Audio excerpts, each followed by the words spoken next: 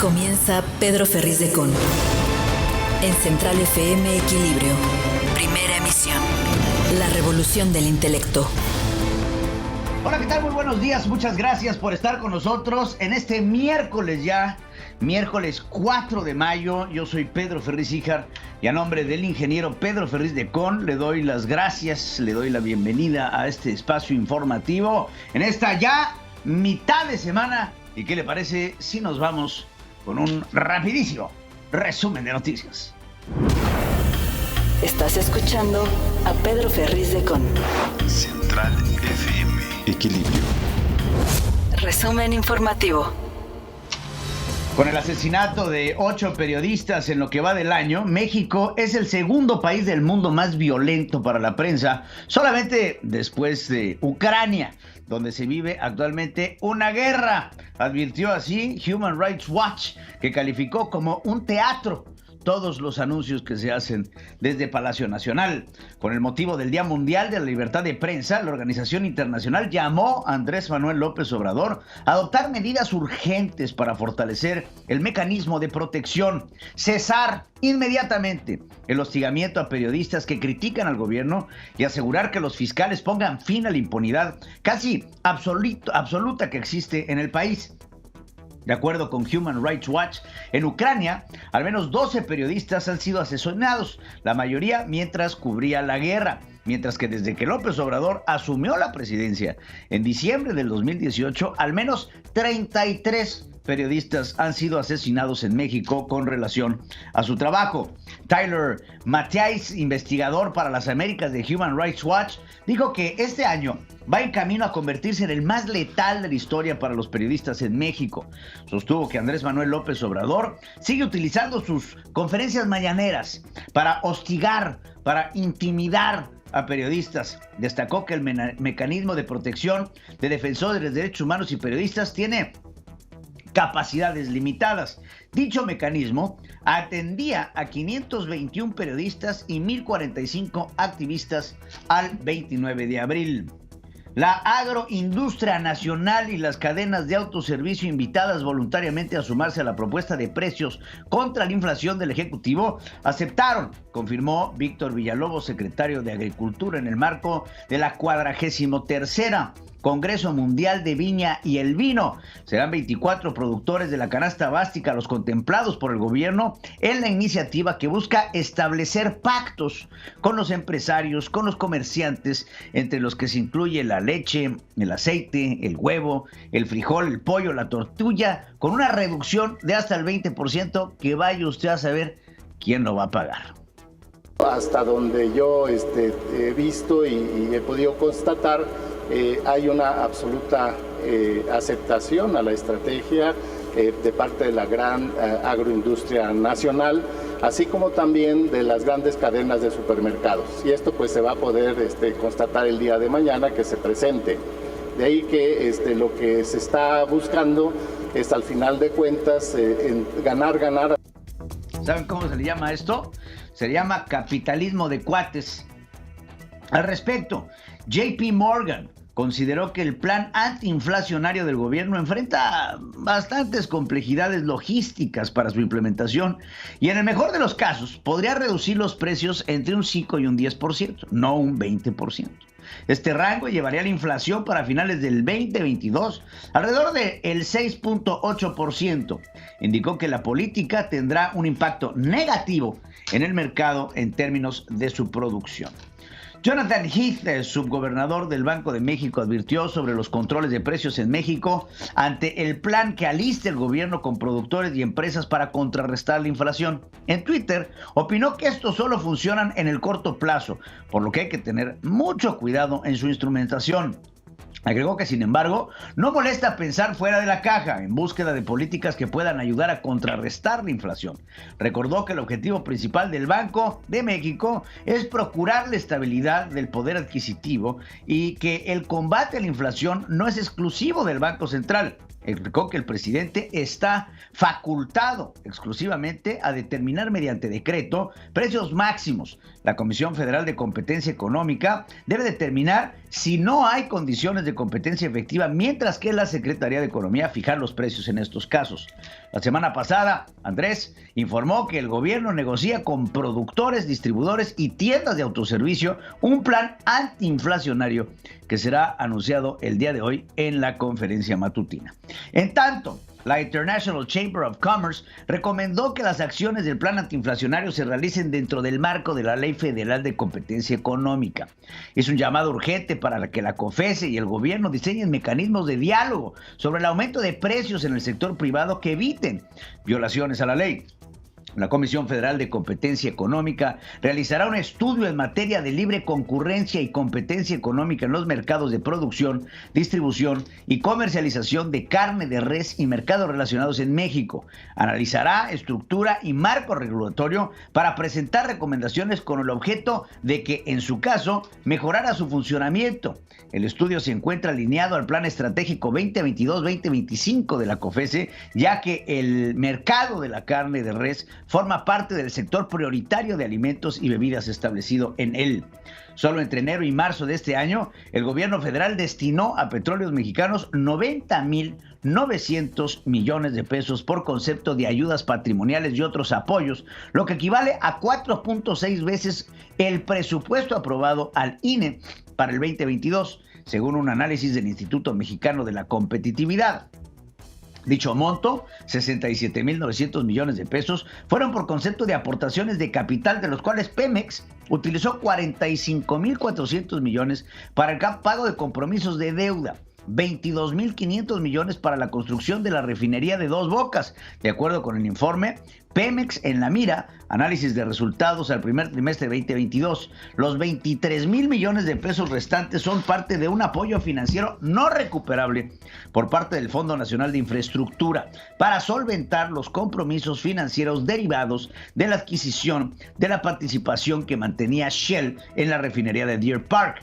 El monto antes señalado se suma a los 484,800 millones de pesos que el gobierno federal aportó a la empresa entre el 2019 y 2021 para inversión física y pago de obligaciones financieras de Pemex, que pagó 29,500 millones de pesos por conceptos de intereses, comisiones y otros gastos relacionados con sus obligaciones financieras entre el 1 de enero y el 31 de marzo de este año, 20,4% menos que los 37,100 millones registrados en el mismo periodo del 2021. Las reservas nacionales de hidrocarburos y 1P o probadas de petróleo crudo equivalente, que son las de mayor probabilidad de extracción, o sea, las que tienen mayor prioridad dentro de las investigaciones que se tienen sobre los yacimientos de petróleo comprobado, se situaron en 8,014,4 millones de barriles contra 7,985,2 millones de barriles en 2021, lo que implicó un crecimiento marginal del 0.37% debido a los bajos descubrimientos.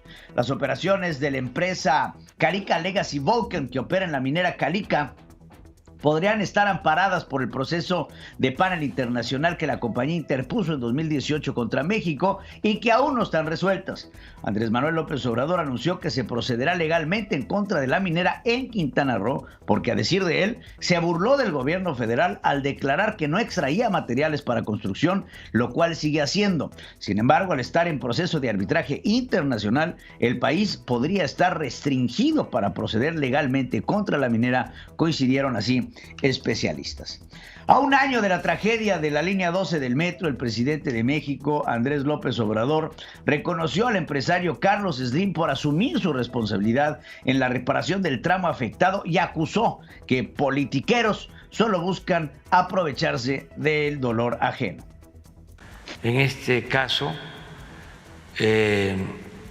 las empresas decidieron ayudar sin cobrar el tramo que se afectó, el tramo de la tragedia, correspondía a una empresa de Carlos Slim. Él asumió la responsabilidad se hizo un dictamen para la reparación de todo el tramo de la obra. Que se le ve el avión al presidente, hermano. Tarda tanto tiempo en pensar sus respuestas, pero hay que hablar de aprovechamiento del dolor ajeno, mismo que él hacía cuando se suscitaba el asunto de los 43 normalistas de Ayotzinapa, él y todos sus achichincles, pero querer responsabilizar o aplaudir, pues claro que Grupo Carso tenía que pagar, por supuesto, sin cobrarle al gobierno. No, hombre, pues qué bárbaros, ¿a quién le aplaudimos? Si le tuvo que, si gracias a sus ahorros malentendidos decidieron ahorrarse varillas y pernos que comprometieron la estructura, lo que queremos ver es responsables, no dádivas, señor presidente. Lo que se quiere ver son responsables sobre el incidente, sobre la muerte de 26 personas que sucedió en esta caída de la línea 12 del metro, que ha demostrado ser el ejemplo perfecto de la impunidad en nuestro país. Víctimas y familiares regresaron a la zona cero de la línea 12 del metro, donde hace 26 años perecieron 26 personas y 98 personas quedaron lesionadas por el colapso de esta línea dorada. Colocaron 2 cruces de rosas como homenaje a las víctimas, llevaron flores, se guardó 1 minuto de silencio, rezaron, marcharon, regresaron para recordarle al gobierno de Claudia Sheinbaum lo que ahí ocurrió. Eso seguramente es politiquería para Andrés Manuel López Obrador.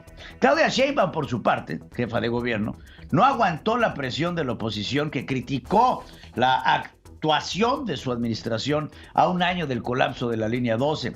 Luego de cuestionamientos sobre la falta de imputados por el desplome, el dictamen final que explica lo ocurrido, así como la colocación de un antimonumento para honrar a las víctimas, Claudia Sheinbaum dijo que a los legisladores del PAN y a los conservadores les va a ir muy mal. Así dice esta cínica mujer. Les va a ir muy mal, porque es ruin. Realmente lo que han estado haciendo es, yo diría, poco ético, inmoral, el querer utilizar el dolor ajeno para utilizarlo políticamente. Lo que quieren pues es hacer un uso político y no es ruin, inmoral, poco ético. Me extraña cómo la señora Sheinbaum no se muerde la lengua cada vez que habla, porque una de las mayores activistas en el movimiento de los 43 normalistas de Ayotzinapa fue ella, y no con ello justificar lo que sucedió en Ayotzinapa, pero sí fue utilizado políticamente por la oposición, que en ese momento, pues ahí estabas tú, Claudia, nada más que se te olvida.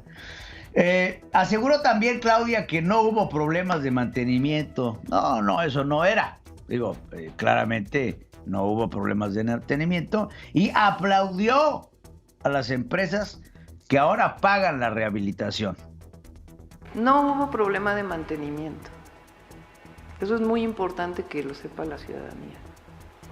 Eso lo dicen todos los dictámenes. Las filtraciones del tramo subterráneo son parte pues del proceso que hubo de construcción, los cárcamos, etcétera. Entonces no hubo un problema de mantenimiento. Y aquí lo importante para nosotros es que las empresas están cooperando de manera incondicional, y eso es muy bueno, muy bueno. Si las empresas hubieran querido irse a un tema jurídico de amparos, etcétera, pues hoy no estaríamos en la condición que estamos. No hubo problemas de mantenimiento, no hubo problemas de construcción. Los dictámenes, abro paréntesis, pagados por ellos, dicen que pues nada, o sea, simplemente, ¿qué pasó? Se cayó. Bueno, pues entonces ya nos callamos todos los demás y festejamos la libertad con la que habla la jefa de gobierno del Distrito Federal. La jefa de gobierno aceptó que adeuda el pago del dictamen de la empresa noruega, deslindó que la Secretaría de Gestión Integral de Riesgos y Protección dará información posterior al respecto. Todavía no se paga todo el dinero. Ya tendría que informarla, pero no vamos a hacer nada que esté fuera de la norma, fuera de la ley y fuera de nuestra convicción ética. La convicción ética que tienen es bastante primaria, mi querida Claudia. Andrés Manuel López Obrador defendió el acuerdo presidencial que permite que sigan construyendo el Tren Maya sin que haya manifestación de impacto ambiental, porque aquí se hace lo que yo digo, es lo que está diciendo el presidente. A dictámenes que no se necesitan. ¿Para qué quiere usted un dictamen medioambiental? Eso sí, ya dijo el presidente, ya habló con su profunda moralidad sobre lo que se tiene que hacer. El acuerdo lo suscribí porque tenemos que avanzar y ellos lo que quieren es que no hagamos nada. No me estoy chupando el dedo. Entonces, si no emito el acuerdo, pues nos paran por completo. Te paran por completo porque no tienes un dictamen medioambiental, Andrés Manuel, porque las cosas no se están haciendo como se deben de hacer, porque se están haciendo como a ti se te pega la gana. Emilio Álvarez y Casas, senador del Grupo Plural, visitó el tramo 5 del Tren Maya y aseguró que a lo largo del trazo existen cavernas, algunas de ellas con agua. En diversos videos difundidos en sus redes sociales, el legislador indicó que seguirá insistiendo en la pertinencia de que la obra cumpla con la ley, la cual establece, entre otras cosas, una manifestación de impacto ambiental. Esto está, aquí arriba está el trazo. Miren la caverna arriba. ¿Cuánto creen que les guste que aguante el tren? No entienden la importancia de que al ratito lo que va a pasar es que si se pone un tren sobre estas cavernas, sobre este tramo, sobre la carga, sobre la velocidad, sobre el peso, todo esto lo único que va a provocar es un socavón que el día de mañana va a acabar comiéndose uno de los trenes. Pero, pues esas cosas lógicas no se entienden. Pedro Ferriz de Con. En Central FM Equilibrio. Primera emisión. La revolución del intelecto. Regresamos con más información aquí a Central FM Equilibrio, no sin antes invitarlo a que nos visiten a través de nuestra página en www.centralfmequilibrio.com, que bajen por favor la aplicación móvil también que tenemos a su disposición. Descarga nuestra aplicación en Google Play, en el App Store. Seguimos con información. Guillermo Rosales Zárate, presidente ejecutivo de la Asociación Mexicana de Distribuidores de Automotores de la AMDA, advirtió que el proceso de regularización de los autos chocolate avanza lentamente como resultado de la obsolescencia del registro público vehicular, el conocido como REPUVE.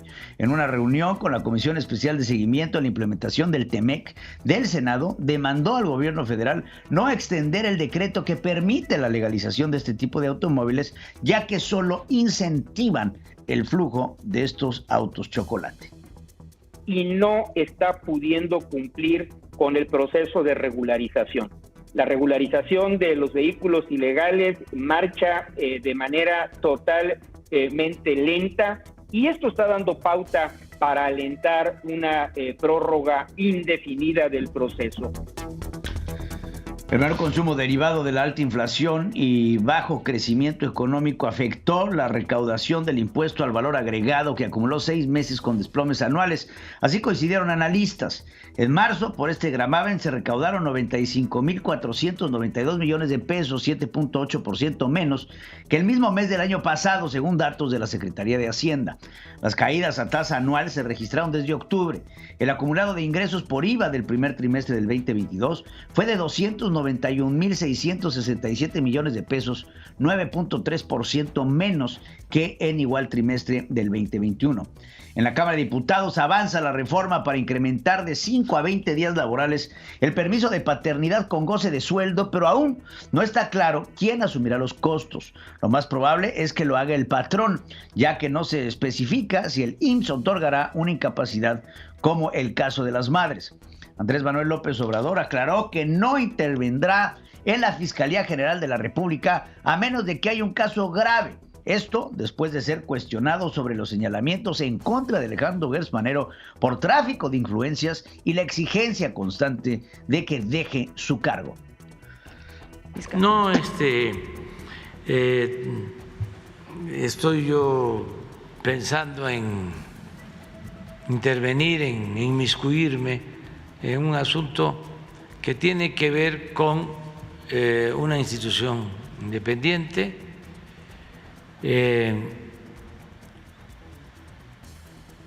Solo que hubiese una cuestión grave. Esto es lo que establece la ley. Siempre hay diferencias, intereses, y mi obligación es garantizar la paz, la tranquilidad, la gobernabilidad que existe en México. La pregunta es, ¿qué tan grave tiene que ser la situación como, por ejemplo, encarcelar a una mujer inocente por una vendetta personal? ¿O el tráfico de influencias? ¿O las llamadas a ministros para poder legislar a su favor? La acumulación de bienes, la corrupción, los desvíos de recursos desde universidades. Señor presidente, pues no sé qué es grave para usted, pero yo creo que esto es grave para todos los demás. Cuauhtémoc Blanco, gobernador de Morelos, reveló a los titulares de la oficina de la gobernatura, a su exmanager, José Manuel Sanz Rivera, y de la Secretaría de Gobierno, a Pablo Ojeda. Se trata de los funcionarios más cercanos al mandatario local. A través de redes sociales, este exfutbolista detalló que en lugar de Sanz Rivera estará Mónica Bollo, Tomás Merino y Samuel Sotelo Salgado, que va a sustituir a Ojeda. En marzo del 2020, la Unidad de Inteligencia Financiera anunció que Sanz Rivera era investigado por transferencias millonarias inusuales en una cuenta en un banco en Suiza, mientras que Ojeda era señalado en Morelos de tener alianzas con uno de los hermanos del gobernador, Ulises Bravo Blanco, para operar contrataciones en el estado y manejar temas de seguridad y otras obras en el cabildo también del Congreso local. A 3 semanas de la captura de Mónica Liliana Rangel Martínez, ex secretaria de Salud de San Luis Potosí, fue detenido Miguel Ángel Lutzow, quien asumió el cargo tras su salida. Se le acusa de los mismos delitos: abuso de función pública, asociación delictuosa, informó la Fiscalía General del Estado. El funcionario fue capturado mediante el cumplimiento de una orden de aprehensión en la capital por agentes de la Policía de Investigación. Tras el enfrentamiento el pasado miércoles en la planta del Cruz Azul, que dejó un saldo de 8 muertos y 11 heridos, la administración de la cooperativa vuelve a solicitar a las autoridades estatales la presencia de la fuerza pública en instalaciones de Tula Hidalgo, reiterada por la Fiscalía General de la República. Alberto López, presidente del Consejo de Vigilancia, dijo que es una prioridad. Reiteró que sigue sin operar por falta de electricidad. Un grupo armado atacó las instalaciones de la Fiscalía de Zutepec, en Estado de México. El saldo es de al menos 2 elementos de la Secretaría de Seguridad heridos. La Fiscalía General de Justicia del Estado de México informó que están fuera de peligro. Fuentes extraoficiales dieron a conocer que también se registran bloqueos en la carretera Ixtapan-Zacalupan, donde taxistas presuntamente enviados por el crimen organizado no permiten entrar ni salir de la zona, ni tampoco que llegue apoyo de autoridades o cuerpos de emergencia, situación que ha sido confirmada por autoridades. Algunos otros denuncian que un tráiler fue atravesado en la carretera Toluca-Temascatepec, presuntamente por integrantes del crimen organizado. Cientos de estudiantes, académicos, administrativos de la Universidad de Guanajuato tomaron las calles de la capital para protestar en contra del asesinato de Ángel Yael Ignacio Rangel, en manos de un elemento de la Guardia Nacional el pasado 27 de abril en Irapuato. Antes de la marcha, Norma Lucía Rangel Sánchez, madre de la víctima, dijo que lucha para defender a la juventud. 4 menores de edad fueron asesinados en su casa en Chilapa de Castro, en Oaxaca. La agencia municipal decretó 3 días de luto, informó el regidor Anuar Blas. Medios locales reportaron que la madre de los menores de 27 años fue hospitalizada con una herida en el cuello que aparentemente se causó ella. Roberto Chapula de la Mora, diputado local del Partido Verde Ecologista, fue ultimado a balazos la noche del lunes en el municipio de Colima, capital, informó la Secretaría de Seguridad Pública Estatal. Otra persona cuya identidad y estado de salud se desconocen resultó herida. Uno de los 4 policías municipales que desde el pasado viernes están en calidad de desaparecidos fue hallado muerto en Iguala, Guerrero, informó el Ayuntamiento de Piclaya. Una turista de 20 años, originaria de la Ciudad de México, denunció haber sido víctima de abuso sexual por parte de un guardia de seguridad en un hotel que se llama Ocean Coral Turquesa, ubicado en la carretera Cancún-Tulum, en Quintana Roo. Un juez federal sentenció con 13 y hasta 58 años de prisión a 18 integrantes de los Zetas por su implicación en la masacre de 72 migrantes de Centro y Sudamérica hallados en agosto del 2010 en San Fernando, Tamaulipas. José Guerrero Durán, juez segundo de distrito de Tamaulipas, los halló culpables de delincuencia organizada, secuestro, delitos contra la salud, portación de armas de fuego y posesión de cartuchos de uso exclusivo del ejército. Las prisiones en el país enfrentan 2 retos: la sobrepoblación, que en el ámbito estatal afecta 1 de cada 2 penales, y la falta de custodios y personal de seguridad en el 85% de los centros federales de readaptación social, de acuerdo con el Diagnóstico Nacional de Supervisión Penitenciaria 2021. El documento, dado a conocer el martes, detalla que en 121 cárceles ubicadas en 23 estados, de total de 233 centros que visitó la Comisión Nacional de Derechos Humanos, se detectó sobrepoblación, de los cuales 114 llegaban al grado de hacinamiento. En particular, destacó la situación del Estado de México, donde entre todas sus prisiones tienen una capacidad instalada para albergar 14,327 internos, pero en diciembre tenían poco más del doble, 33,918 reos. En tanto, 12 de los 14 centros federales de readaptación del país parecen insuficiencia de personal de seguridad y custodia, así como deficiencia en la atención de personas adultas mayores con problemas de mayor incidencia a nivel federal. Incendio en el Parque Industrial Ciporex 2 en Lerma, Estado de México. Al momento no hay reporte de víctimas. De acuerdo con información preliminar, el fuego se originó en la zona industrial ubicada a un costado del Boulevard Aeropuerto, al interior de una bodega donde se concentra alcohol. La Comisión Ambiental de la megalópolis determinó que se mantiene la fase 1 de contingencia por ozono. Lo anterior debido a que la concentración de ozono alcanzó un máximo de 154 ppb a las 18 horas en la estación Santa Fe de la alcaldía Álvaro Obregón. Esto por la permanencia del sistema de alta presión sobre el centro del país, ocasionando poca ventilación en el Valle de México, alta radiación solar y temperaturas superiores a los 29 grados centígrados que favorecen la producción y la acumulación del contaminante. Para este miércoles 4 de mayo deberán suspender circulación en horarios de las 5 a las 22 horas los vehículos de uso particular con holograma de verificación 2, los de uso particular con holograma de verificación 1, cuyos últimos dígitos sea 2, 3, 4, 6, 8 y 0, así como aquellos cuya matrícula esté conformada solo por letras.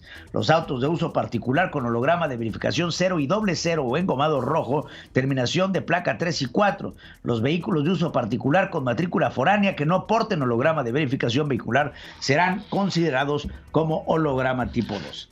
La Comisión Federal de Electricidad y Pemex deberán colaborar para reducir la contaminación por ozono, expuso la CAME. Pidió una reducción del 30% del consumo del combustóleo en la central termoeléctrica Francisco Pérez Ríos en Tula, Hidalgo. La Organización Mundial de la Salud, instancia que decretó la pandemia de COVID-19, debe de ser la que establezca su fin. Así que pese a las declaraciones de Hugo López-Gatell, subsecretario de Salud, sobre el cubrebocas, que ya no es imprescindible, Jalisco continuará con su uso y otras medidas contra la enfermedad. Así lo aclaró Fernando Petersen, titular de la Secretaría Secretaría de Salud del Estado. Jalisco también declinó adherirse al INSABI y aún no define si se sumará al proyecto de federalización del sistema de salud que el gobierno de la 4T propone vía el IMSS Bienestar. México no se va a convertir en un país que pueda pasar cualquiera por el polémico título 42, aseguró Marcelo Ebrard, secretario de Relaciones Exteriores, en su visita a Washington, y tras sostener reuniones con funcionarios de alto nivel del gobierno de Estados Unidos, con los secretarios de Estado Alejandro Mayorkas, de Seguridad Nacional Anthony Blinken, con el secretario de Estado, que es Alejandro Mayorkas, Anthony Blinken, y el secretario Mayorkas de Seguridad Nacional. Así lo dice Marcelo. Nuestro país no tiene libre tránsito para cualquier persona. Puedes pedir refugio, puedes pedir asilo, puedes ser trabajador temporal. Hay muchas formas. Lo que no vamos a permitir es que se asuma con o sin el problema del título 42 o lo que Estados Unidos determine, que México se convierta en un país en donde pasa quien sea y no tengamos su identidad.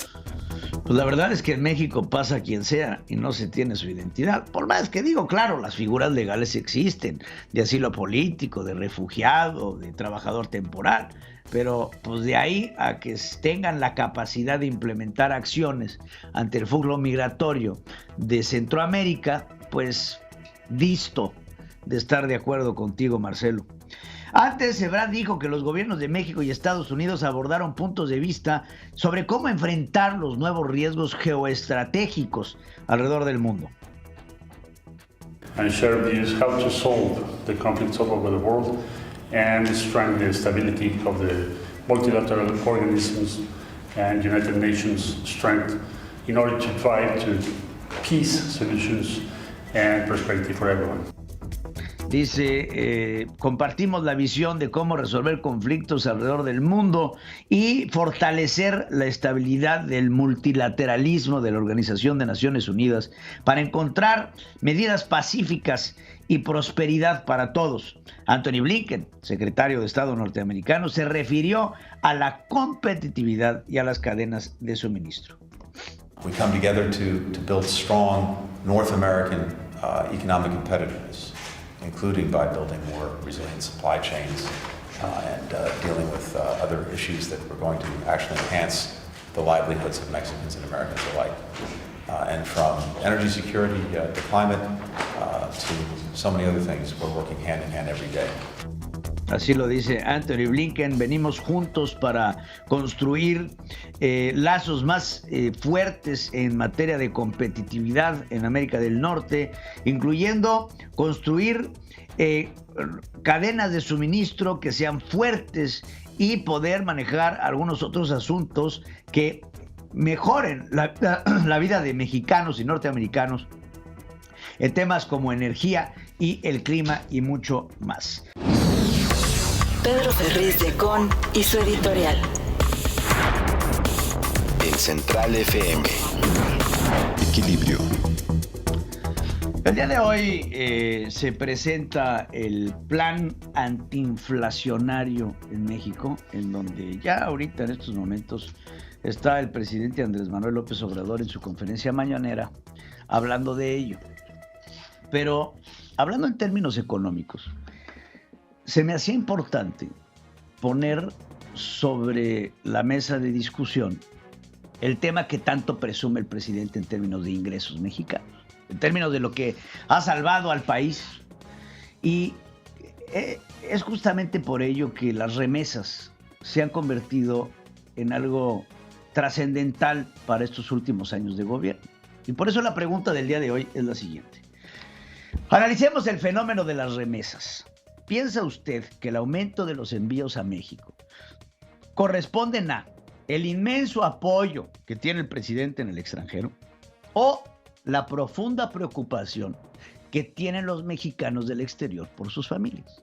Y lo invito a que participe en www.centralfmequilibrio.com y por supuesto a través de las redes sociales @PedroFerriz para que puedan ustedes participar y darnos su punto de vista. Bueno, las remesas se han convertido en los últimos años en uno de los ingresos más importantes que tiene el país, siendo del tercero.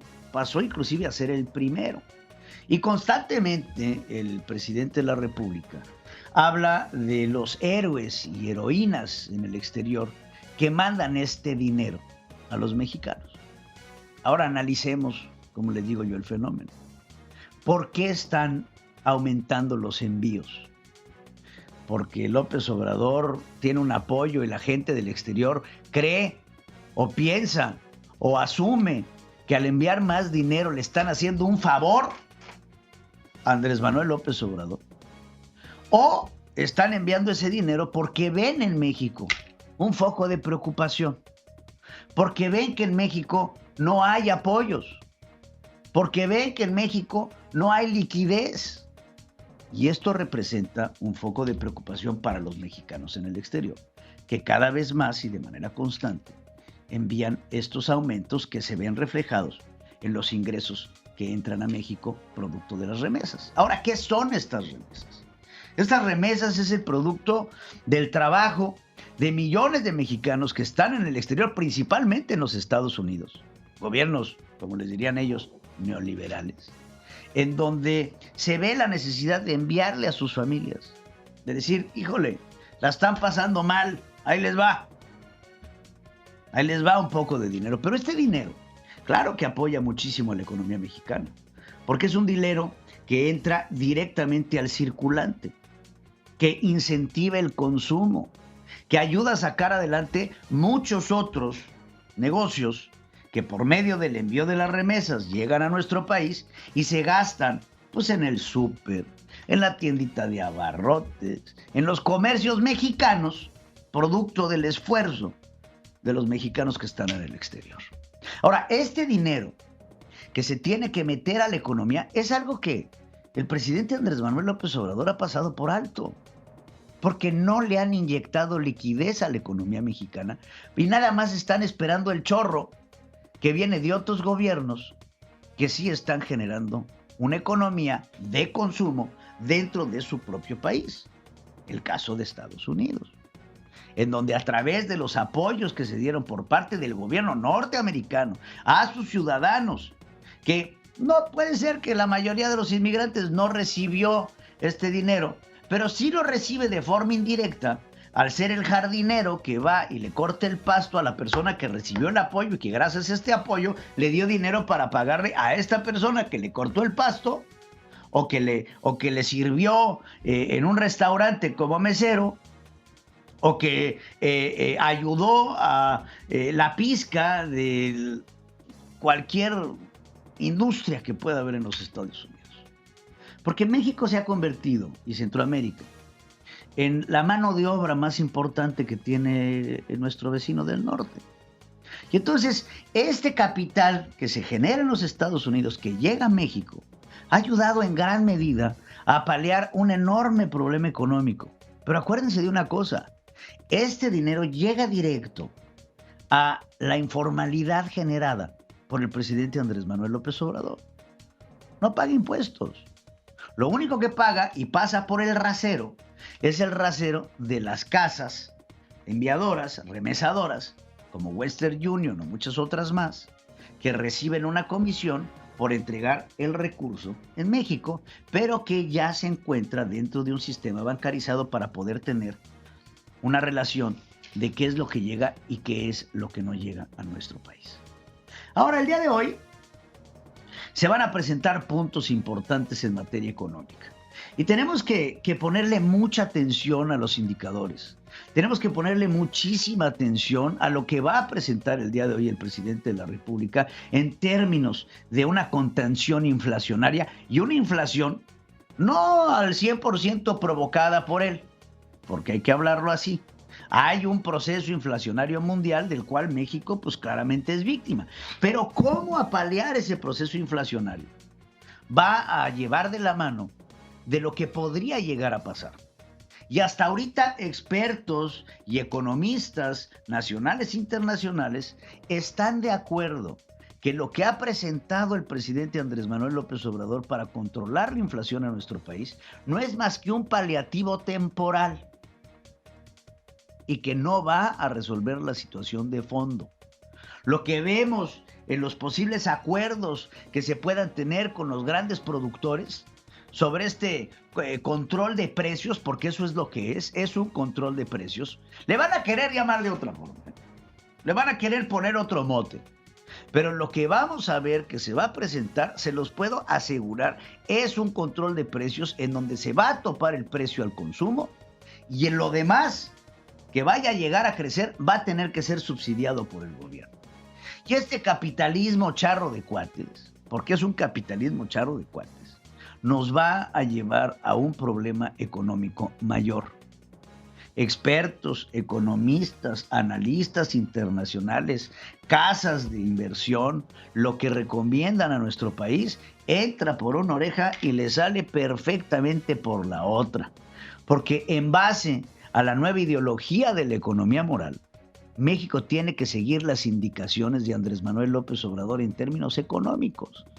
Un presidente que ha salido en una conferencia mañanera, en varias conferencias mañaneras, a decir que no sabe ni llenar un cheque, que no sabe manejar una tarjeta de crédito y que no tiene una cuenta corriente, y que le puedo asegurar, no entiende en lo absoluto el problema en el que se puede meter nuestro país si sigue con estos subsidios asistencialistas temporales, porque eventualmente la burbuja explota. ¿La van a poder contener? Sí, se los aseguro, por un rato. Pero ¿qué va a pasar en un México después de un año, después de año y medio, en donde al gobierno se le salga de las manos la situación? Porque hay cosas de las que uno puede correr. Hay cosas que uno puede evitar, pero hay otras que por más que tapemos el sol con un dedo, el sol seguirá saliendo el día de mañana. La entrevista con Pedro Ferriz de Con. Central FM. Equilibrio. Manuel Guadarrama es coordinador de instituciones y gobernanza del IMCO y está aquí con nosotros para hablar diversos temas. Mi querido Manuel, gracias por estar con nosotros en este noticiero. Buenos días, Pedro. Buenos días a toda la audiencia. Pues Manuel, hay que analizar la cuenta pública 2021 y te pido tus análisis y las observaciones que has tenido sobre la cuenta pública que tuvimos en el año pasado. Así es, pues mira, este documento por obligación de la Constitución se presenta todos los años el 30 de abril. La Secretaría de Hacienda envía pues este conglomerado, este balance de las cuentas públicas, de los resultados que se tienen después de haber ejercido durante un año el presupuesto. Y entonces este documento pues nos ayuda a conocer cuáles fueron aquellos cambios, cuáles fueron aquellas reasignaciones y revisar si aquellos programas presupuestarios en efecto recibieron lo que originalmente habían aprobado los diputados, o si por el contrario pues el presidente se desapegó del presupuesto que había sido aprobado. ¿Qué encontramos? Pues que poco nos duró el gusto de la disciplina en materia presupuestal. El presidente había mantenido pues unos niveles de ejercicio de los recursos muy cercanos a lo que se aprobaba por parte del Congreso. En general, durante 2019 y 2020 no había existido variaciones superiores al 5% del presupuesto global. Y lo que encontramos en este año, en este ejercicio 2021 que corresponde a esta cuenta pública, es que la variación de todo el presupuesto fue 7.5 por arriba de lo que originalmente se había presupuestado. Ahora, parece una cifra menor, 7.5, cuando estamos hablando de billones de pesos, pues cada punto porcentual importa muchísimo. Entonces, lo que tenemos ahora es que pues más o menos andamos alrededor de gastando 340,000 millones de pesos adicionales a lo que originalmente se había considerado. Ahora, la elaboración del presupuesto sabemos que es facultad de la Cámara de Diputados. El gasto de este presupuesto, entonces se faculta al Ejecutivo para poder hacer la correcta administración de un presupuesto aprobado por una Cámara y que está topado y que está etiquetado. Entonces, ¿cómo podemos asistir a este sobregasto del presupuesto de egresos de la Federación en porcentajes tan altos? Porque como bien lo dices, hablar de un 7%, 7.5% es una muy buena cantidad de dinero. ¿Y a qué rubros en específico se fue este gasto superior? Vamos, porque habrá rubros en donde vemos un gasto menor y habrá otros en donde vemos un gasto mayor. Claro. Mira, hay una cuestión aquí en términos legales, que la Ley Federal de Presupuesto y Responsabilidad Hacendaria, que es la que regula todo este proceso en materia del ejercicio del gasto, considera que se pueden hacer reasignaciones y modificaciones al presupuesto por parte de la Secretaría de Hacienda y por parte del presidente.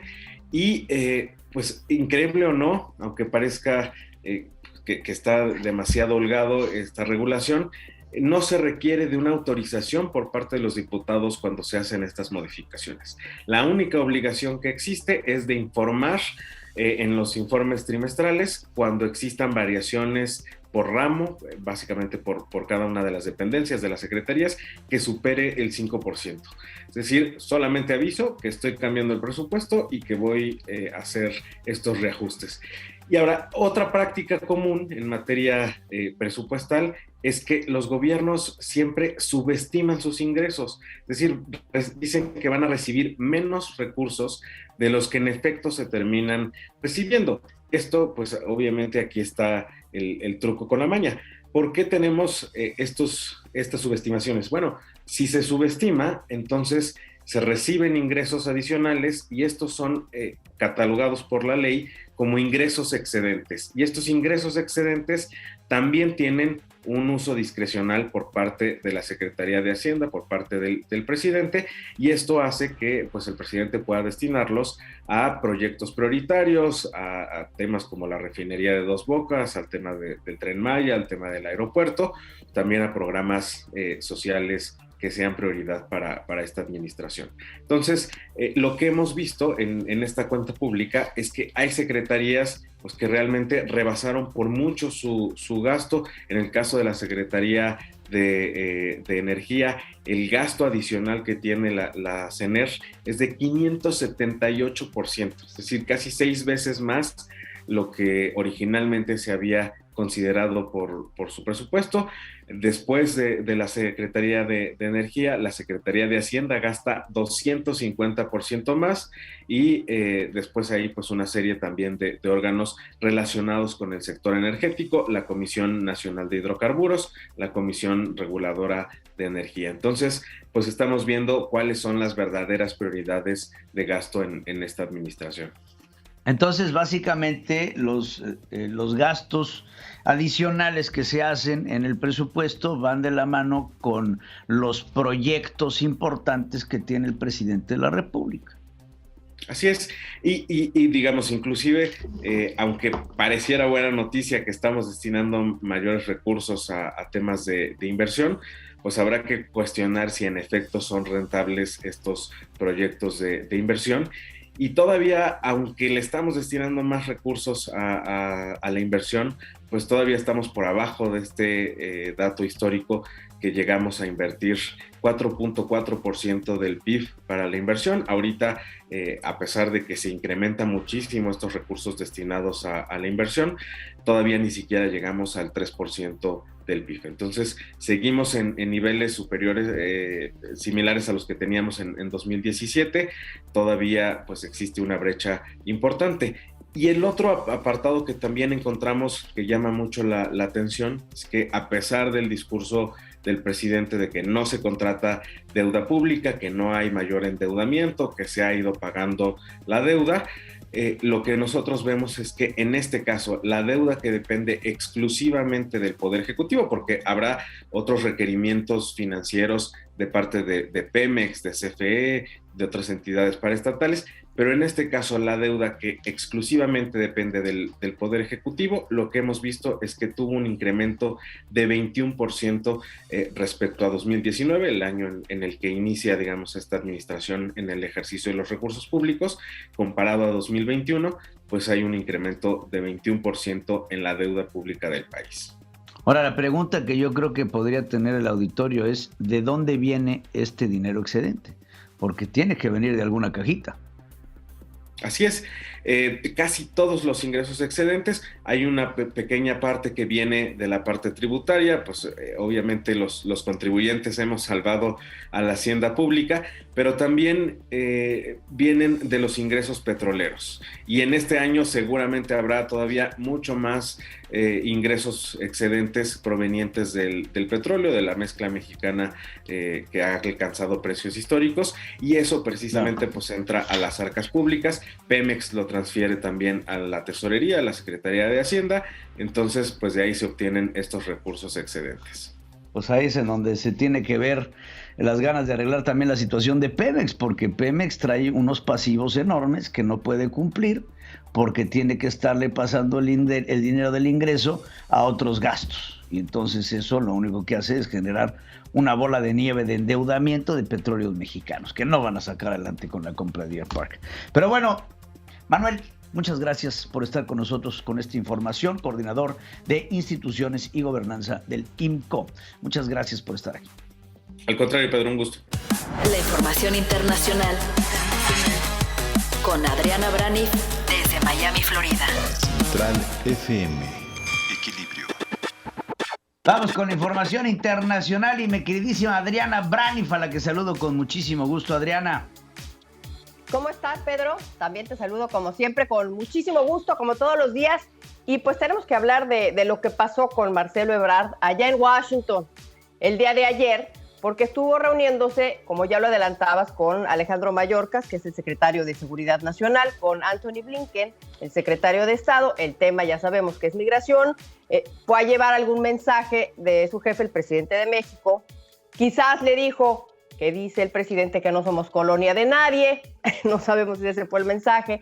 No sabemos si le dijo que precisamente ese día se conmemoraba un año de que se cayó el metro. Pero bueno, en términos reales se dijo más o menos de qué se trató la reunión en una conferencia de prensa que dio Marcelo Ebrard.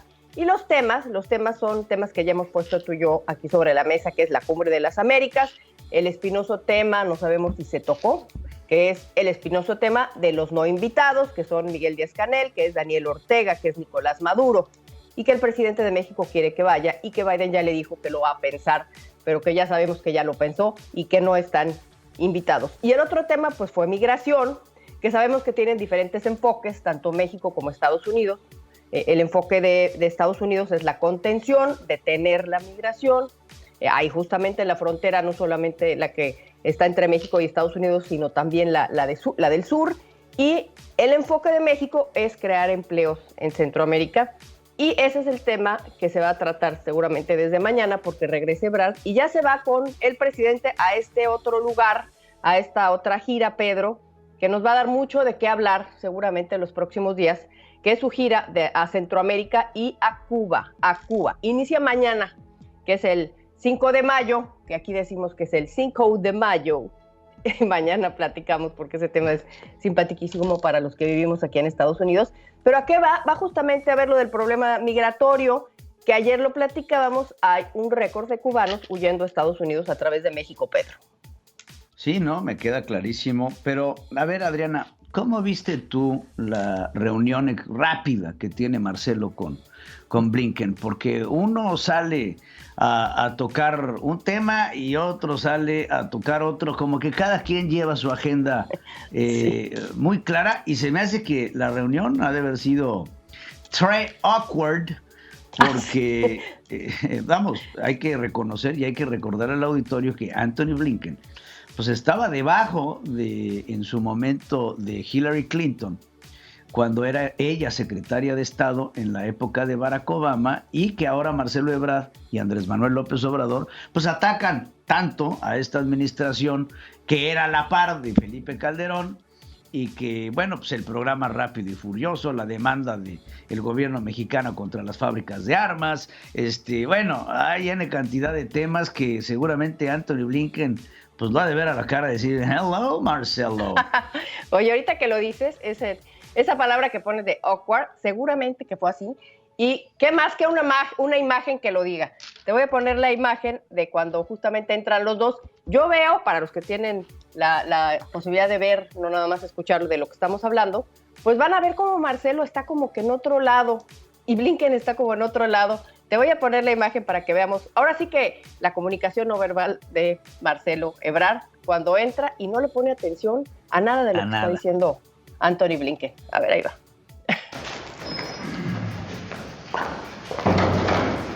Well, good afternoon, everyone. It's a great pleasure to be here with my colleague, my friend, Marcelo Ebrard, the Foreign Minister of Mexico. We've been working together very closely since almost day one of our administration, and it's no surprise. Our countries, the United States and Mexico, have a partnership that dates back many, many years. Marcelo estaba... Platícanos la escena. Está saludando, está sonriéndole a la gente. Yo creo que algunos corresponsales, me quiero imaginar, conocidos por Marcelo, yo qué sé.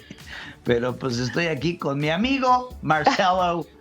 Y pues habrá que ver cuáles fueron los temas que se tocaron detrás de bambalinas en esta reunión privada que tiene Marcelo, porque me quiero imaginar que tocaron temas energéticos, tocaron temas laborales, sería labor de Antony Blinken ponerle sobre la mesa a Marcelo todas las inquietudes que ha presentado el Congreso de los Estados Unidos desde la ley energética, las amenazas a la inversión extranjera, temas hay para echar para arriba, Adriana.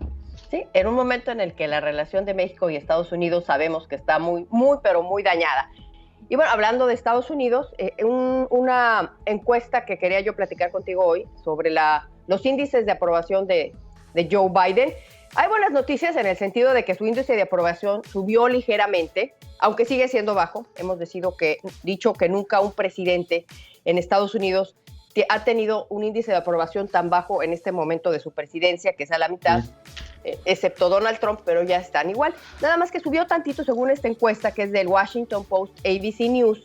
Y hay áreas donde Biden tiene menor aprobación y que son fundamentales para ganar las próximas elecciones, las intermedias y luego, por supuesto, las elecciones federales. Y esa área, pues, es el manejo de la economía y es la inflación. 9 de cada 10 norteamericanos están en este momento muy preocupados por la inflación, que está en su nivel más alto desde hace 40 años. Y al mismo tiempo, eso sí, hay que ser justos, el 50% dice que es fácil encontrar trabajos bien remunerados aquí en los Estados Unidos, lo que es consecuencia, por supuesto, de que el índice de desempleo está en su índice más bajo desde hace 50 años. Pero las áreas donde Biden tiene mayor índice de aprobación, pues son el manejo de la guerra de Ucrania, el manejo de la pandemia. Y donde no está bien son estas que te pongo sobre la mesa, que es economía, que es inflación. Y en general, pues hay áreas donde se percibe mejor a los demócratas y en otras donde se percibe como más eficientes a los republicanos, y esas áreas donde se percibe como más eficientes a los republicanos, pues son las que van a decidir la elección, economía e inflación. Los demócratas aventajan en otras áreas, y todo esto va a decidir el resultado de las próximas intermedias, donde se va a elegir el Congreso, que hoy es dominado por los demócratas en ambos lados, en la Cámara, en el Senado, por un muy pequeño margen. El Partido Republicano necesita solamente 5 asientos para ganar mayoría en la Cámara el próximo 8 de noviembre, y en esa fecha se va a renovar la totalidad de la Cámara, un tercio del Senado, y se están llevando en este momento las primarias en muchos estados. La última fue en Ohio, donde se presentó el presidente Donald Trump, si se dice el presidente, aunque es expresidente, a apoyar a un candidato, lo que nos dice, y para finalizar este tema, que todavía Donald Trump tiene mucho peso en el Partido Republicano, y quizá esto es un laboratorio para ver si decide o no lanzarse como candidato en las próximas elecciones, Pedro. Pues sí, estos próximos meses, de aquí a noviembre, serán importantísimos para lo que será el devenir de los últimos años de la presidencia de Joe Biden y la posibilidad o no de su reelección, ¿no? Entonces, pues veremos mucho estira y afloje, y es momento también de que Joe Biden empiece a buscar incrementar su popularidad y cuáles serán las acciones que su gobierno tome para poderlo hacer, ¿no? ¿En dónde están los puntos importantes ante los embates que van a recibir por parte del Partido Republicano? Ahí se la va a jugar, ahí se va a jugar el Partido Demócrata la próxima elección. Como te digo, en estos momentos todas las encuestas apuntan a que es muy probable que los republicanos vuelvan a retomar el control de la Cámara.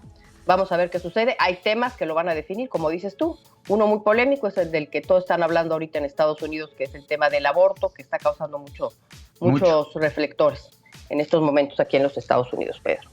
Ya lo creo, mi querida Adriana, pues estaremos en comunicación, por supuesto, y aquí esta noticia vive a través de Central FM Equilibrio. Los invitamos a que nos vean a través de nuestros distintos lives y por supuesto a través del YouTube de Central FM en Central Equilibrio. Ahí estarán los comentarios internacionales de Adriana Branev y tu comentario que haces en el live todos los días. Adriana, si nos platicas rápido al respecto.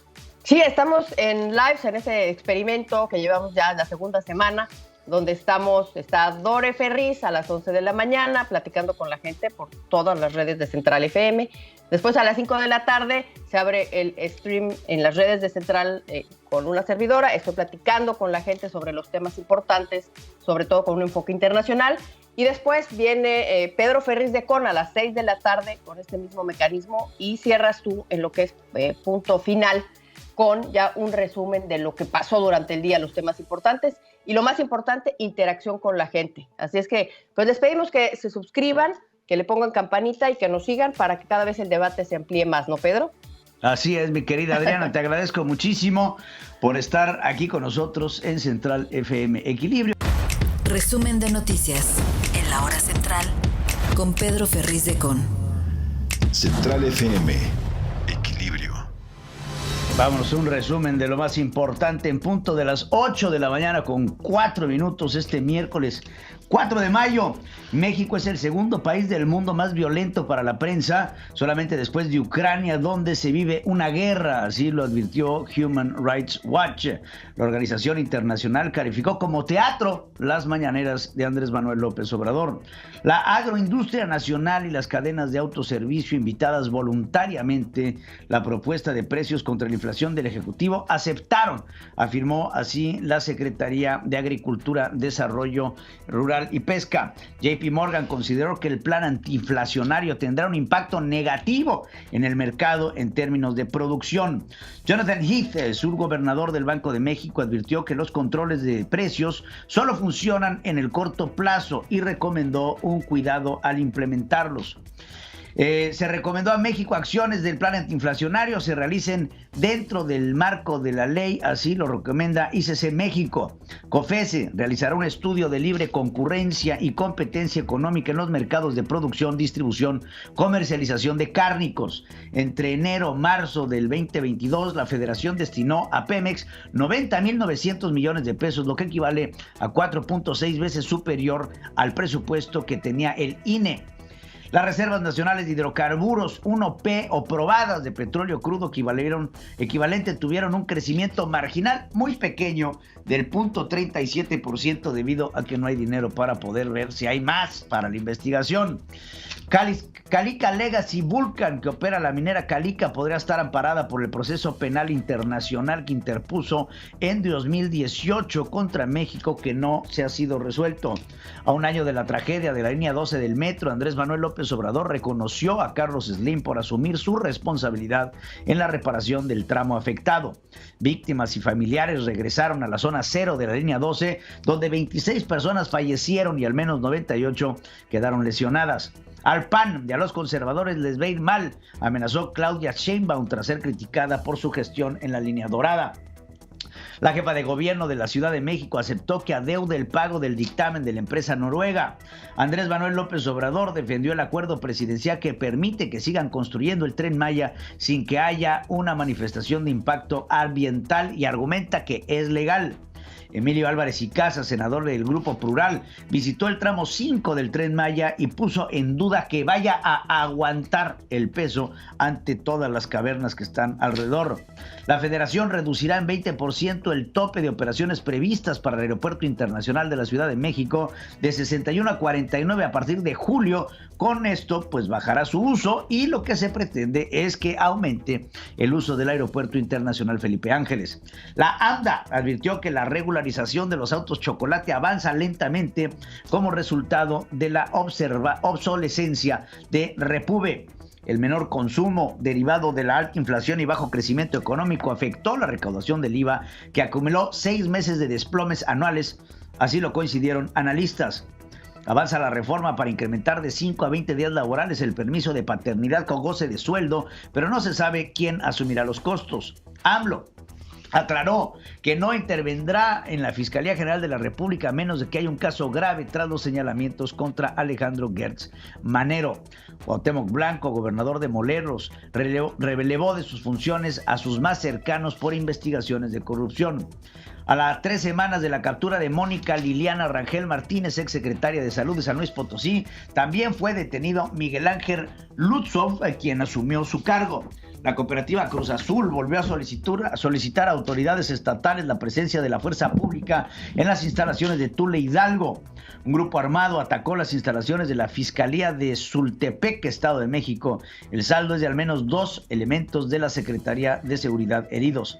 Estudiantes académicos administrativos de la UG tomaron calles en la capital para protestar por el asesinato de Ángel Yael Ignacio Rangel a manos de elementos de la Guardia Nacional. 4 menores de edad fueron asesinados en su casa en Chiapa de Castro, en Oaxaca. Roberto Chapula de la Mora, diputado local del Partido Verde, fue asesinado a balazos en Colima. Jalisco toma distancia de las decisiones sanitarias de la Federación y acatará las disposiciones de la OMS. Uno de los 4 policías municipales que desde el pasado viernes están en calidad de desaparecidos fue hallado muerto en Iguala, Guerrero. Un turista denunció haber sido víctima de abuso sexual por parte de un guardia de seguridad de un hotel en Quintana Roo. Un juez federal sentenció con 13 hasta 58 años de prisión a 18 integrantes de los Zetas por su implicación en la masacre de 72 migrantes de Centro y Sudamérica hallados en agosto del 2010 en San Fernando, Tamaulipas. La sobrepoblación y falta de seguridad afectan las cárceles del país de acuerdo con el Diagnóstico Nacional de Supervisión Penitenciaria. El incendio en el Parque Industrial Ciporex 2 de Lerma, Estado de México, no hay víctimas. La CAME mantuvo la fase 1 de contingencia por ozono en la Ciudad de México. La Comisión Federal de Electricidad y Pemex deben colaborar para reducir la contaminación por ozono en la termoeléctrica Francisco Pérez Ríos en Tula. La Organización Mundial de la Salud, instancia que decretó la pandemia, debe de ser la que establezca su fin. Así lo dice la Secretaría de Salud de Jalisco.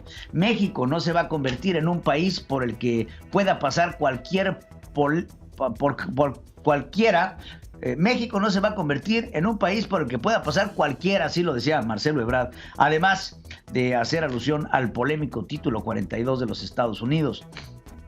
México debe integrar a los migrantes en un lugar de seguir con la política de conexión y exclusión. Joe Biden anunció que si la Corte Suprema restringe el derecho del aborto, trabajará para aprobar una legislación que lo permita. Kevin Stitt, gobernador de Oklahoma, firmó una prohibición del aborto al estilo de Texas. Vladimir Putin avisó a Occidente que podría poner fin a la exportación de los acuerdos. Esta es la respuesta más dura del Kremlin ante las sanciones. El ejército ruso y las fuerzas prorrusas lanzaron una ofensiva contra la planta de Azovstal, último reducto de resistencia ucraniana en Mariupol. El Ministerio de Asuntos Exteriores de Rusia acusó a Israel de apoyar a los neonazis en Ucrania. El Papa Francisco aseguró que está dispuesto a reunirse con Vladimir Putin para detener la guerra de Ucrania. La Organización Mundial de la Salud afirmó que la tasa de personas obesas o con sobrepeso en Europa alcanzó ya proporciones epidémicas.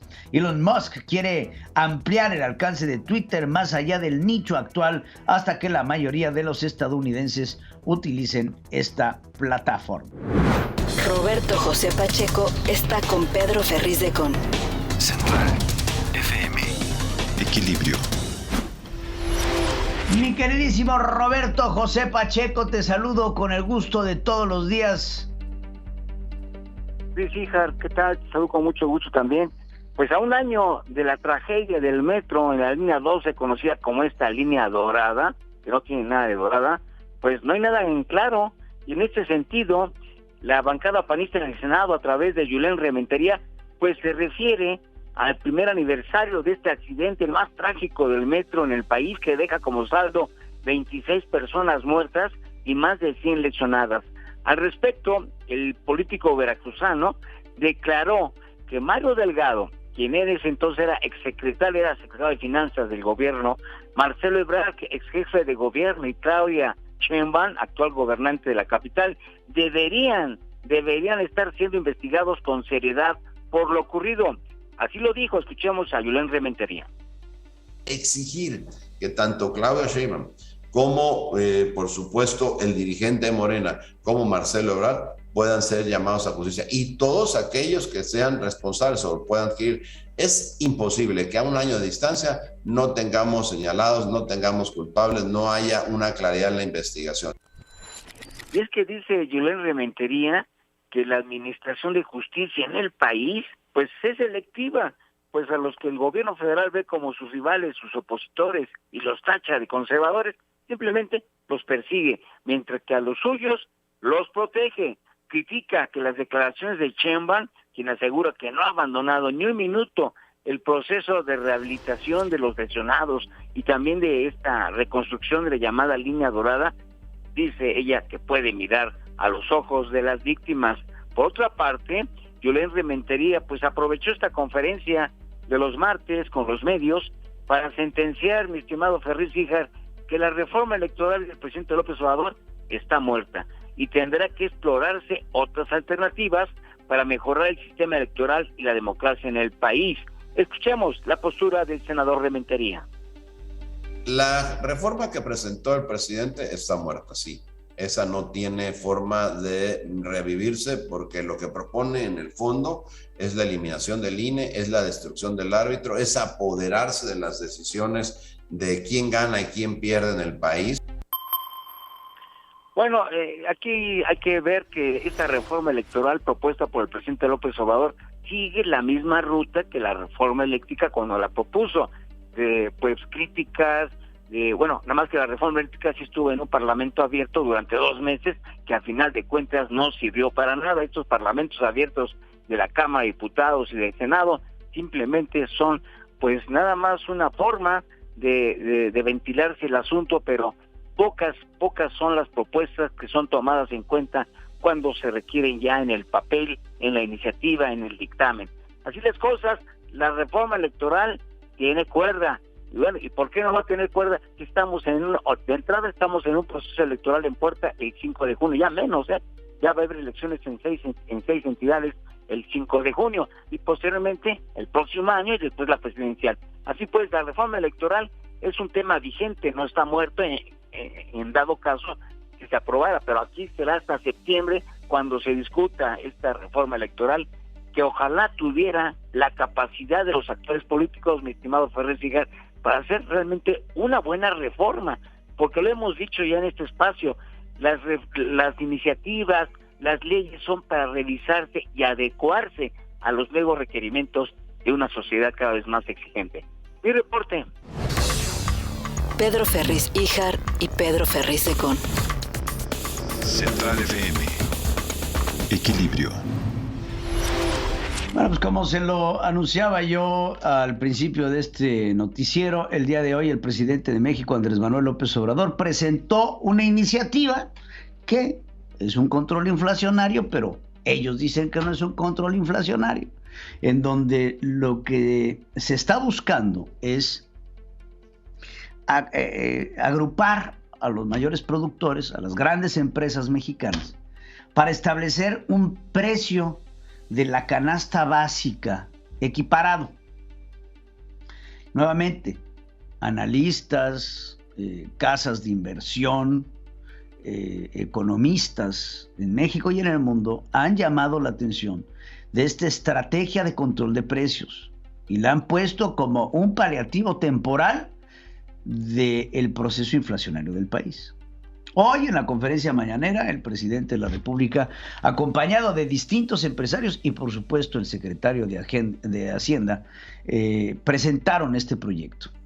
Y les dejo un poco de lo que habla el secretario de Hacienda, Ramírez de la O, sobre este programa que pretende echar a andar el presidente de la República para poder controlar la crisis económica que enfrentará México. Escuchemos. Todas estas medidas en gran sentido son oferta, reducción de costos. No estamos incidiendo sobre programas de control de precios ni de ninguna otra medida directa, porque creemos que la oferta y la reducción de costos estimula la competitividad de la industria y va a permitir el mejor manejo de márgenes por parte de la industria. 3. Estrategias de comercio exterior. Aranceles cero a la importación de básicos e insumo. Los alimentos básicos están mencionados aquí y los insumos también están mencionados aquí en esta gráfica. Todos ustedes van a tener el programa en este mismo detalle que lo estoy aquí presentando. Otras medidas. 12. Constitución de una reserva estratégica de maíz. Lo podemos hacer porque tenemos capacidad de almacenamiento y Segalmex tiene capacidad de compra. Lo vamos a hacer. Número 13. Precios de garantía en maíz, frijol, arroz y leche, y esto está también afianzando la producción, sobre todo a nivel de pequeño productor. Y también fortalecimiento del programa de abasto de Diconsa y Liconsa, que son entidades que inciden en aquellos sectores y regiones en donde hay vulnerabilidad a precios por ya sea falta de mercado suficiente o factores de acaparamiento de intermediarios. Otras medidas. 15. Participación privada en el paquete contra la inflación y la carestía, que así le llamamos. Esta es una comprometida coordinación entre las empresas y el gobierno durante un periodo de 6 meses. Lo hemos acordado, sabemos que nos conviene a todos.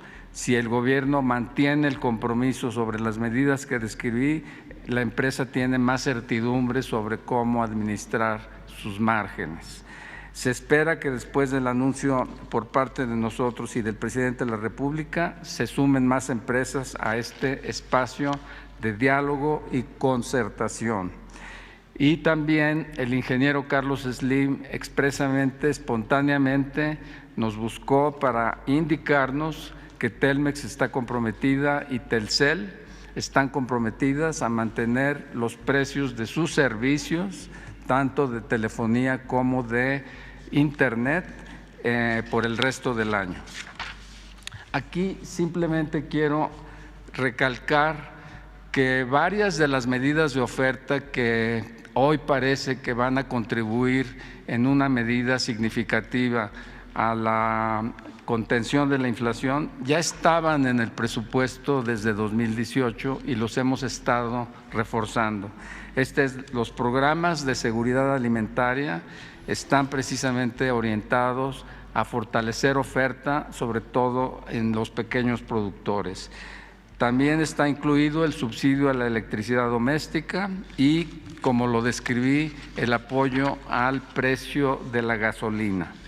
Este apoyo está financiado, no está financiado con déficit del gobierno, sino que tenemos el mayor ingreso de exportación de crudo que satisface la necesidad de acolchonar el aumento de precio de gasolina en la estación de gasolina en la medida en la que está planteado con no más de la inflación. Aquí está en la gráfica que sigue la descripción de la canasta básica de Profeco. Le quiero destacar a todos ustedes, a la izquierda de esta gráfica, la canasta Profeco representa 13% del índice nacional de precio al consumidor. Los energéticos representan 10% del índice. Las tarifas autorizadas por el gobierno representan 4% del índice. La suma de estas tres contribuciones al índice son 27%, lo cual nos dice que si actuamos en estos tres sectores, estaríamos incidiendo en casi un tercio del índice nacional de precios al consumidor. Sabemos que hay otros productos. Hablando Rogelio Ramírez de la O, por supuesto también el presidente de México vaticinó dentro de todo otra vez el tema de las remesas, que continúa pensando que van a seguir aumentando, pero hay que dejarlo muy claro. Ahí Ramírez de la O utilizó la palabra que es precios de garantía. ¿Qué son los precios de garantía? Los precios de garantía son los precios que un gobierno garantiza a los productores. Es decir, un precio fijado de antemano por el gobierno en ciertos productos y que se convierten en precios que son ventajosos para el productor. Un precio de garantía es uno dictado por el gobernante y se contrapone totalmente a un sistema de libre mercado. El objetivo de los precios de garantía es la protección al productor y no al consumidor en contra de la reducción o aumento natural que pueda llegar a tener el producto y el servicio. Los precios de garantía intentan solamente controlar las direcciones descendentes del precio y permiten aumentos sin restricción alguna y son sumamente costosos para el presupuesto público, porque el precio de garantía es a la baja. Ahora, lo que aumenta el precio según el libre mercado, que va a seguir sucediendo, incurre en un subsidio. Es un precio controlado mínimo que subsidia al productor y que es pagado por fondos públicos, es decir, por usted, por el resto de la población. En México los precios de garantía comenzaron en más o menos en los años 50, a principios de los años 50, y fue hasta los años 80 que desaparecieron con Miguel de la Madrid Hurtado. Pero de ahí regresan ahora en el 2022 con un esquema socialista como el que está presentando Andrés Manuel López Obrador. Esta protección privilegiada que se tiene sobre los precios de garantía, que blindan al productor de las restricciones de los precios, el daño público que no permite al consumidor beneficiarse de las reducciones de los precios, porque es un precio fijado, y en donde hay una reducción no viene también la defensa del consumidor. En el caso de que el gobierno decida vender el producto por debajo del precio de garantía, la diferencia, nuevamente, es pagada por fondos públicos. Vamos a suponer que el precio de garantías es 10 y el precio baja y llega a 9. Ese 1 lo paga el gobierno. Vamos a suponer que el precio de garantía es 10 y sube a 11. Ese precio adicional de ese 1 también lo paga el gobierno. Esto genera costos adicionales al presupuesto de la nación, que considera también costos adicionales en almacenaje, en transporte para los productos que son controlados y que son almacenados por el gobierno para su distribución a su contentillo. Esta experiencia de los precios de garantía ha fracasado en muchos países, incluyendo México.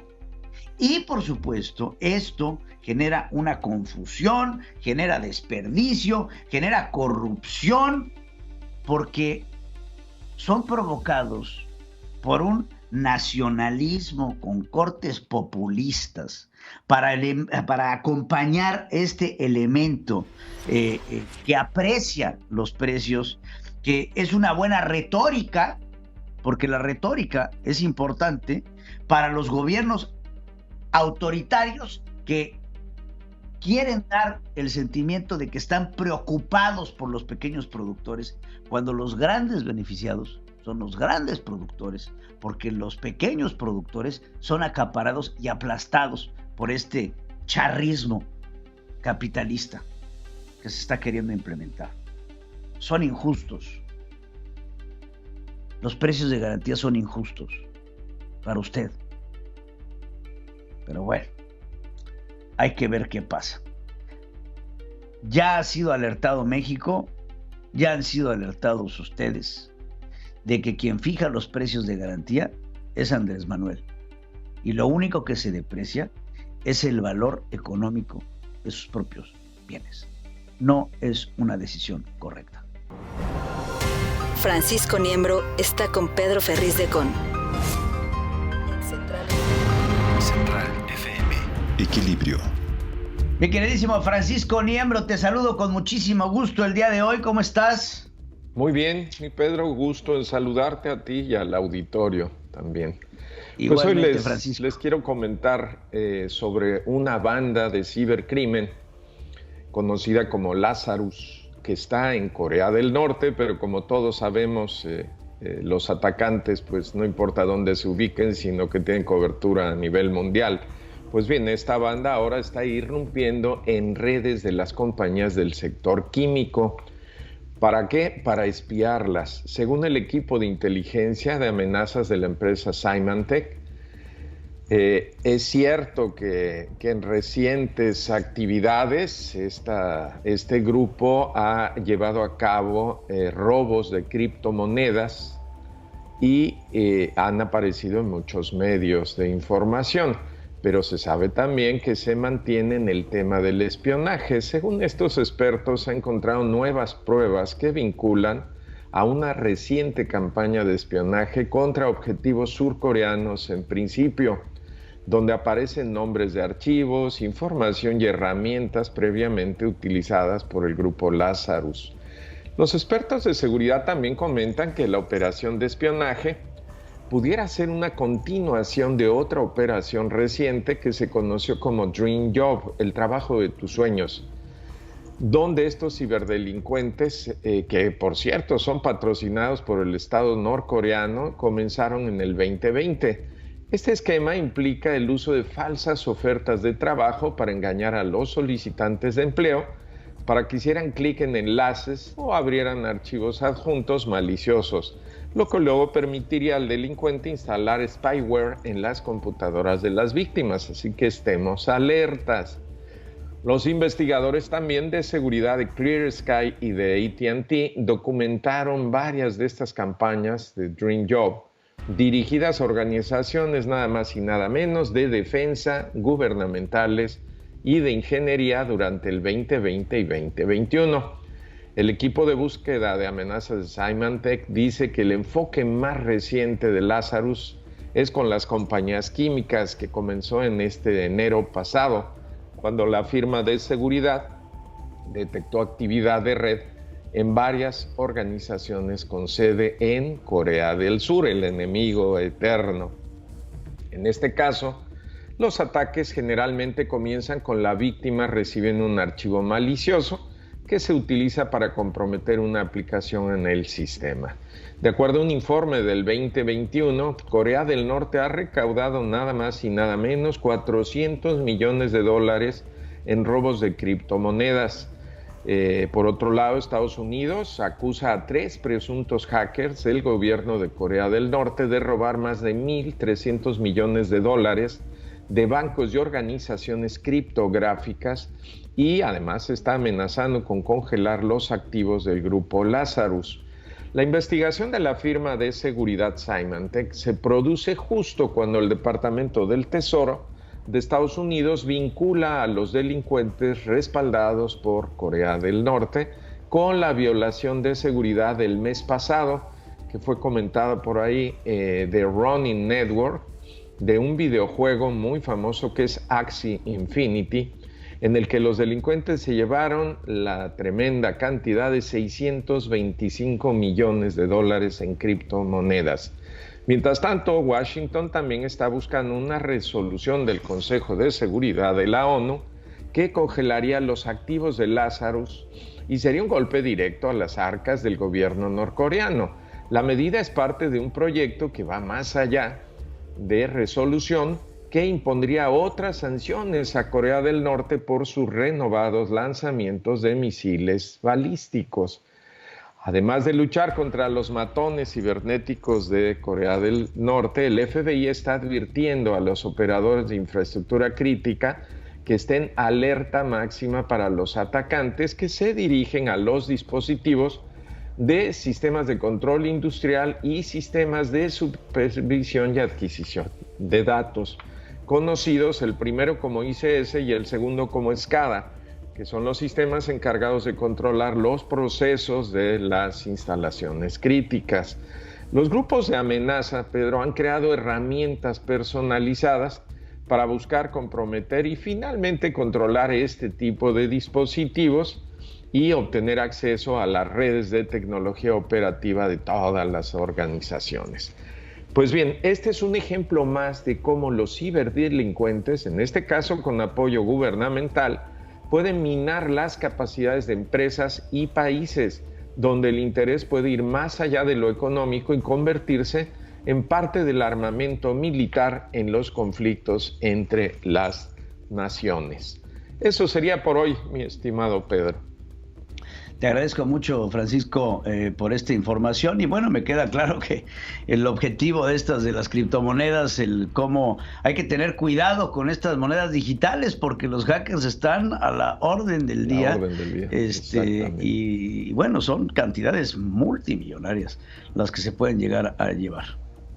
Es correcto, Pedro. Estemos atentos con toda esta tremenda velocidad que imprimen este tipo de atacantes a sus actividades. Ya lo creo, mi Francisco. Pues te agradezco muchísimo, como siempre, por estar con nosotros aquí en Central FM Equilibrio. Alejandro Reyes, los deportes. Central FM Equilibrio. Vamos a los deportes con Omar Oliver. Te saludo con muchísimo gusto, Omar. Adelante. Hola Pedro, muy buenos días, te saludo con mucho gusto también y damos paso a la información deportiva en este miércoles.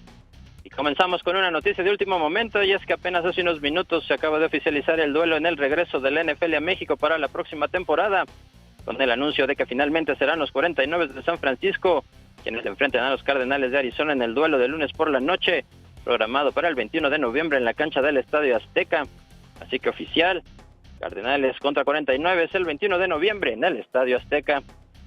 Y en actividad de la Champions League, ayer en la Cerámica, el Liverpool de Inglaterra venció de visitante 3-2 al Villarreal de España para dejar un global de 5-2 sin convertirse en el primer finalista de la competición, en un partido que tuvo como protagonista el portero del submarino amarillo, el argentino Jerónimo Rulli, con responsabilidad directa en al menos 2 de los 3 goles recibidos por el Villarreal. Y para este miércoles se juega el partido de vuelta correspondiente a la segunda semifinal de la Champions League, con el partido estelar de la semana entre el Real Madrid y el Manchester City en el Estadio Santiago Bernabéu, con la serie favorable de momento al equipo inglés en un marcador de 4-3. Escuchamos a Luka Modric, mediocampista del Real Madrid.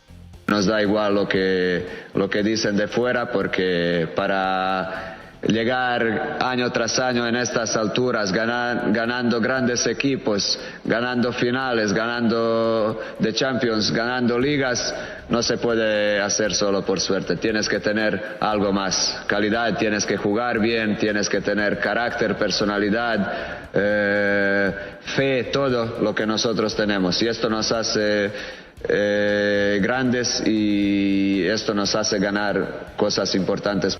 Por su parte, el entrenador del Manchester City, Josep Guardiola, adelantó que a pesar de las sensaciones de haber sido superiores en la ida y llegar con ventaja, deberán hacer un juego casi perfecto para superar la eliminatoria. Es la voz de Pep Guardiola. No, fue un partido muy bonito, abierto, y que la calidad de los dos equipos hicieron que hiciéramos 7 goles. No sé si les preguntaban los jugadores del City, pero estábamos contentos. O sea, podíamos haber ido mejor, pero también podía haber ido peor. El fútbol nunca se sabe. Para eliminar al Madrid tienes que hacer 2 buenos partidos, no sirve para hacer solo uno. Y en más de competencias interligas, Pedro, hoy en punto de las 9 de la noche, tiempo del centro de México, los Pumas de la UNAM visitan al Seattle Sounders para conocer a quién será el nuevo monarca de la Conca Champions, cuando se juegue el partido de vuelta en el Lumen Field, con la serie igualada a 2 goles por bando. Escuchamos al atacante de los Pumas, Juan Dineno. Sí, creo que bueno, estamos como equipo en un momento para demostrar la jerarquía que tenemos. En cuanto a después lo que puedan decir de la rivalidad entre Liga Mexicana, MLS y demás, es algo que no es una materia que a nosotros nos interese. Lo único que nos interesa a nosotros es dejar la institución en el lugar donde debe estar y a nuestra carrera, nuestra profesión, nuestros nombres propios también, porque es algo por lo que trabajamos, es algo lo que queremos, lo deseamos y lo estamos intentando a como de lugar. Y en más información del fútbol, se dieron a conocer los horarios para la liguilla correspondiente a la Liga MX Femenil, con los 8 equipos clasificados a la llamada Fiesta Grande. Para mañana jueves, Tigres se enfrenta al Atlas en la cancha del Estadio Jalisco en punto de las 5 de la tarde, mientras que 2 horas después el América se mide al Pachuca en la capital hidalguense. En tanto que para el viernes, Chivas visita a Pumas en el Olímpico Universitario a las 6 de la tarde, para por último dar paso al duelo entre las campeonas Rayadas de Monterrey, quienes visitan a Tijuana a las 21 horas. Y del fútbol nos vamos al tenis, con el Abierto de Madrid en desarrollo y la presentación del serbio Novak Djokovic, quien se impuso en sets corridos 6-3 y 6-2 el francés Gael Monfils, por lo que se medirá al británico Andy Murray en la siguiente ronda. Y en este mismo escenario, una buena noticia para el tenis mexicano, luego de que Juliana Olmos, en dupla con la canadiense Gabriela Dabrowski, se clasificaron a la ronda semifinal del torneo de dobles, al vencer 6-3 y 6-2 a la noruega Ulrika Ikeri y Teresa Mijailova de Eslovaquia. Y para concluir, Pedro, nos vamos con la información de las semifinales de la conferencia en los playoffs de la NBA. En el oeste, con una espectacular actuación de Ja Morant, la cual incluyó 47 puntos, 8 rebotes y 8 asistencias, los Grizzlies de Memphis vencieron 106-101 a los guerreros de Golden State para igualar la serie a un triunfo por bando, en tanto que en el este, Jaylen Brown con 30 puntos, 5 rebotes y 6 asistencias fue la pieza clave para que los Celtics de Boston derrotaran 109-86 a los Bucks de Milwaukee para también empatar la serie a una victoria por equipo. Pedro, hasta aquí lo más importante en la información deportiva. Que tengas muy buen día. Muchas gracias, mi querido Omar Oliver, por la información deportiva aquí que vive en Central FM Equilibrio. Sigue escuchando a Pedro Ferriz de Con. Central FM Equilibrio. Pues hemos llegado al final de este informativo y antes que nada quiero agradecer a toda la gente que ayer estuvieron en Puebla acompañando al ingeniero Pedro Ferriz de Con en estas conferencias de la Revolución del Intelecto. Todo un éxito. Muchas gracias a todos los que asistieron a esta plática. Ojalá y haya sido muy próspera y agradable para ustedes. También los quiero invitar a que nos sintonicen todos los días a través de los distintos lives que estamos organizando aquí para ustedes, empezando con Dore Ferriz, después Adriana Braniff, el ingeniero Pedro Ferriz de Con y un punto final con Pedro Ferriz Híjar, aquí todos ejerciendo nuestro derecho a opinar y por supuesto manteniéndolos a ustedes informados con nuestro punto de vista que tenemos aquí en Central FM sobre lo que sucede todos los días a nivel nacional. Por supuesto también invitarlo a que esté con nosotros en www.centralfm Equilibrio en nuestra página de internet y invitarlo a que baje nuestra aplicación móvil en su teléfono, en su tablet, en donde nos puede llevar a donde quiera que usted vaya, puede estar informado con lo más importante y lo más relevante acontecido en México y en el mundo. A nombre del ingeniero Pedro Ferriz de Con, a nombre de este gran equipo, yo le doy las gracias a todos ustedes por estar con nosotros a través de esta transmisión y por supuesto a través de todas las plataformas que tenemos a su disposición. Los espero el día de mañana con más información aquí en esta primera emisión de Central FM Equilibrio. Y recuerde, como todos los días, hagamos historia. Hasta aquí presentamos a Pedro Ferriz de Con en Central FM Equilibrio, primera emisión.